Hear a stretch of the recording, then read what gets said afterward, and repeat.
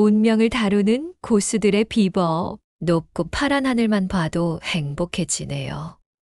지난번 영상에서 우리 인생에 보이지 않는 조정자, 업보, 카르마란 주제를 나눠봤는데 공감이 가셨는지요?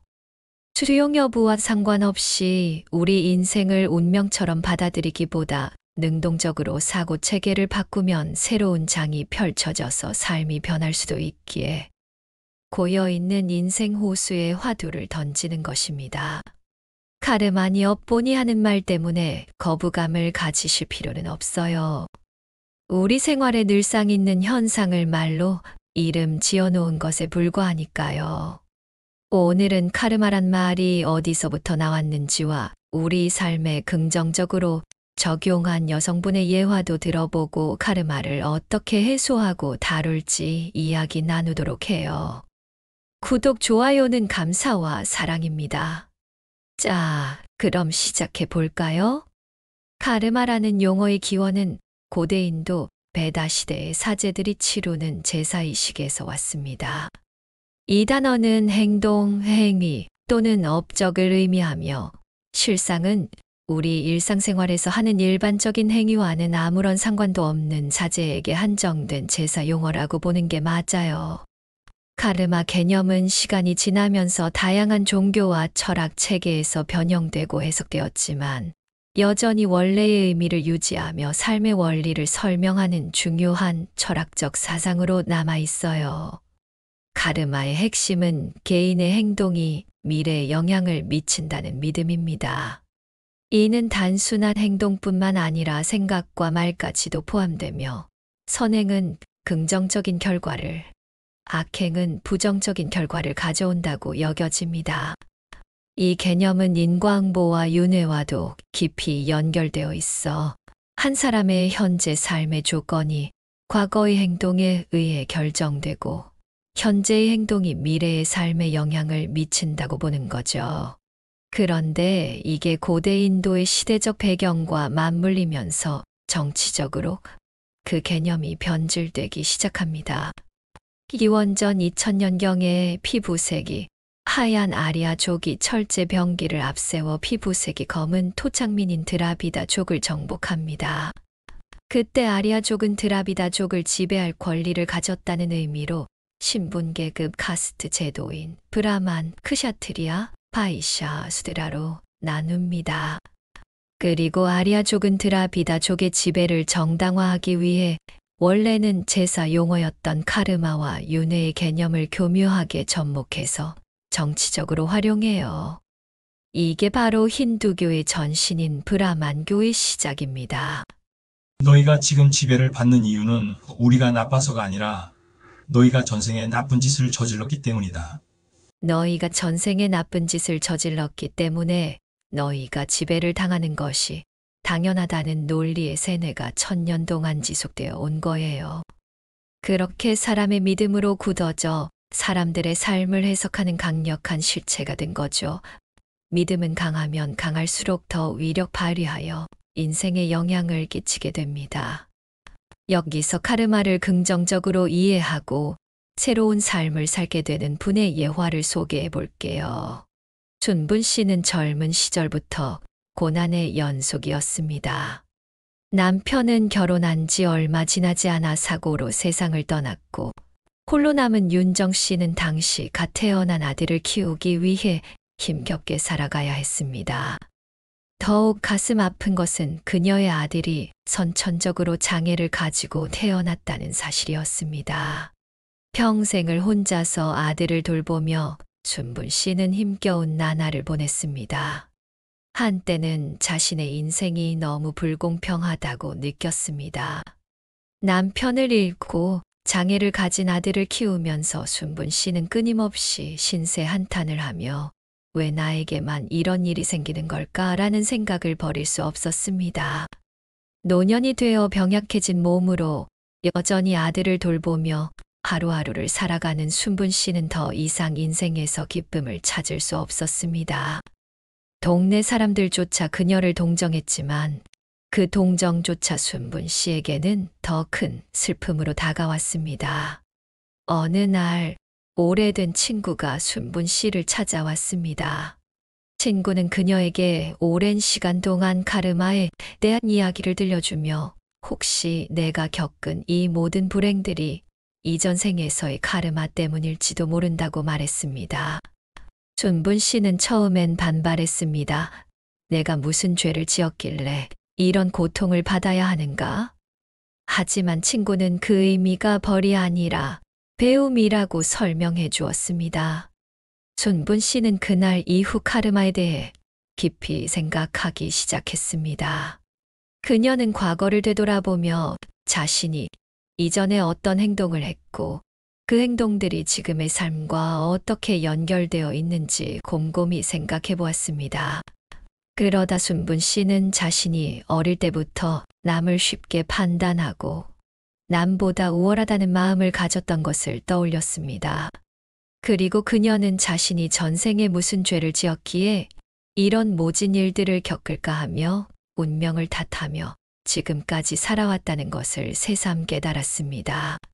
그리고 그녀는 자신이 현재 겪고 있는 고통이 벌이 아니라 깨달을 때까지 계속 메시지를 보내는 삶의 계시가 아닌가 하는 생각을 갖게 되었습니다. 순분 씨는 이전의 생이나 현재의 삶에서 남을 쉽게 판단하고 무시했던 자신의 모습을 떠올리며 이제는 그 고통을 이해하고 받아들여야 한다는 것을 느꼈습니다. 순분 씨는 그 깨달음 후 자신의 상황을 다시 바라보기 시작했습니다. 남편을 일찍 잃은 것, 아들이 장애를 가진 채 태어난 것은 자신이 변화해야 할 부분이 무엇인지 가르쳐주는 과정이었음을 이해하게 되었습니다.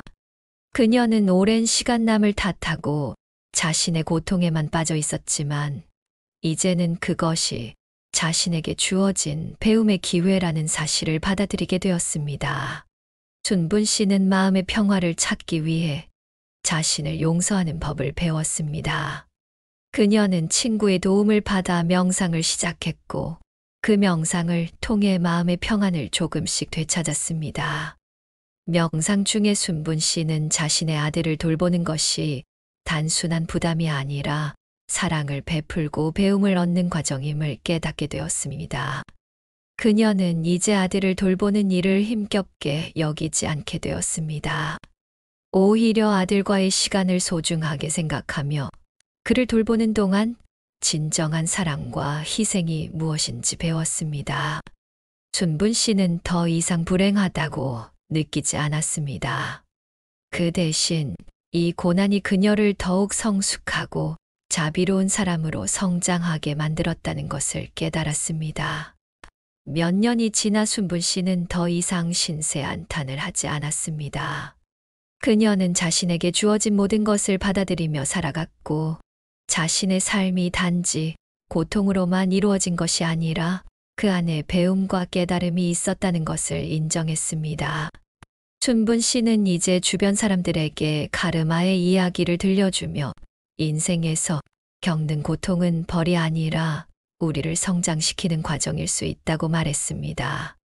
그녀의 이야기에서 사람들은 큰 위로를 얻었고 순분 씨도 더 이상 고통에만 집착하지 않게 되었습니다.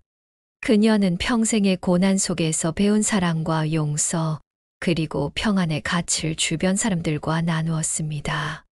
순분 씨의 삶은 우리가 겪는 고난과 불행이 단순한 운명이 아니라 스스로를 돌아보고 성장할 기회라는 것을 보여줍니다.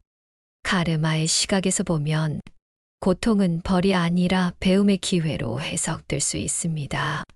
순분 씨는 그 배움을 통해 평안을 찾았고 고난을 받아들이고 이해하는 과정에서 진정한 마음의 평화에 도달할 수 있었습니다. 사람들의 의식과 믿음은 실체와 같은 강력한 에너지 덩어리이며 실체입니다. 순분 씨가 깨달은 것은 카르마가 아니라 우리 본질을 깨달은 것이지만 그 카르마를 좋게 삶에 적용하여 있는 그 상황을 수용하는 자세로 전환시킨 훌륭한 사례인 것 같습니다. 순분 씨의 앞날의 평안과 행복이 함께 하리란 걸 믿어 의심치 않고 박수를 보냅니다. 이제 우리가 어떻게 카르마란 아이를 어떻게 다룰 것인가 얘기해 보죠. 우리는 나쁜 현실이 나쁜 카르마의 결과이고 좋은 현실은 좋은 카르마의 결과이니 나쁜 카르마를 해소하려면 선행을 많이 해야 한다는 말은 자연의 이치지 카르마가 해소되는 것은 아니라는 것을 이해할 필요가 있어요. 왜냐하면 카르마가 생겨난 기원이 나쁜 카르마는 고통을 통해서만 해소되는 거지 선한 행실로 사라지는 개념이 아니거든요. 결론적으로 말하자면 우리가 어찌하든지 나쁜 카르마는 우리가 어찌할 수가 없다. 고로 깊이 생각할 필요가 없다는 겁니다. 그러면 맘대로 악행하며 살아도 된다는 말인가 하고 의문이 들 수도 있잖아요. 뿌린 대로 거둔다는 자연의 이치와 카르마를 혼동하셔서 그런 생각이 드는 거예요. 지금 이 땅에 사는 우리는 카르마라는 걸 생각하지 마시고 자연의 이치나 기독교, 불교 등 종교에서 말하듯 선한 생각과 말과 행동으로 나와 이웃에게 사랑을 나누며 사는 것이 정답입니다. 설령 신의 운명으로 원치 않는 카르마가 닥쳐왔다고 쳐요. 그럴 땐 당황하지 마시고 아, 이걸 보내셨군요 하고 그저 받아들인다면 굳이 카르마를 애써 제거할 이유가 없잖아요? 그냥 카르마를 수용하면 되니까요. 우리에게 중요한 건 카르마가 아니에요. 우리의 영적 깨달음입니다. 삶을 선하게 살고 싶다면 하나님의 은혜, 인과응보, 연기법, 끌어당김의 법칙과 같은 진짜 아름다운 가르침들을 적용해서 삶을 더 의미 있고 행복하게 살아도 되거든요. 결론입니다. 카르마는 머릿속에서 어떻게 한다고요? 네, 맞아요. 지우면 됩니다. 그리고 내게 오는 원치 않는 상황들은 어떻게 한다고요? 그렇죠. 그냥 받아들이세요. 그 상황은 좋고 나쁜 게 없어요. 나쁘다, 좋다를 느끼는 우리의 감정만 있을 뿐인 거죠. 그럼 우리 안에 길들어지지 않는 감정이란 망아지는 어떻게 다뤄야 할까요? 그건 다음 시간에 나누도록 하겠습니다. 여러분들의 까르마에서 해방된 자유로운 삶을 응원합니다. 감사합니다. 그리고 사랑합니다.